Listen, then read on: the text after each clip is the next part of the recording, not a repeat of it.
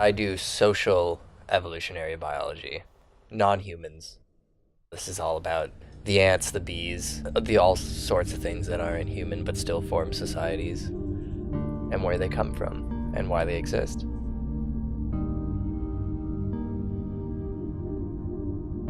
I study one of the weirdest societies out there,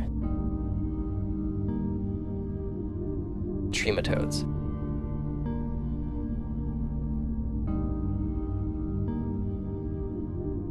My name is Brian Whyte. I'm a grad student at Berkeley.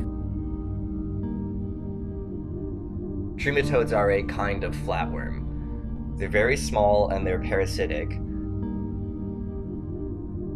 Starting as an egg that is swimming free in marsh water, this egg can find a California horn snail and burrow into its flesh. When inside of the snail, it starts replicating, making many versions of its larval stage. This larval stage eventually makes it to the back of the snail, the gonads of the snail, which is where it establishes the colony. Their social behaviors are only recently described, so almost everything you could think about their social behaviors hasn't been fully studied yet. They do this very bizarre thing where they form a caste of soldiers that defend the nest from invaders. So they have a colony identity, which is likely a chemical identity. When interacting with other worms, they can pick up a quick cue to understand what group that worm is a part of. My dissertation research right now is focusing on the aggressive behavior that the soldiers show towards invading worms.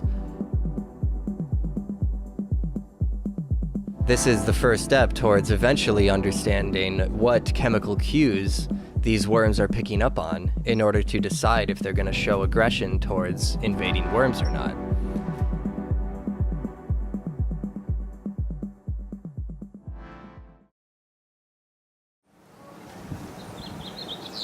Hey there, little birdie.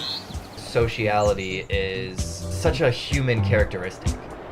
But then when you start talking about social evolution, you realize the many benefits in life in which creatures do not act selfish, and this is incredibly widespread throughout the natural world.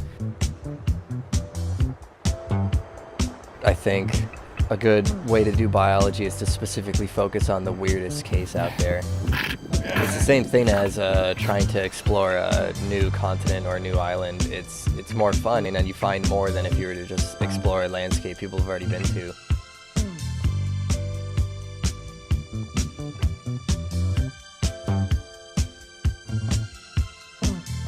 My name is Brian Whyte.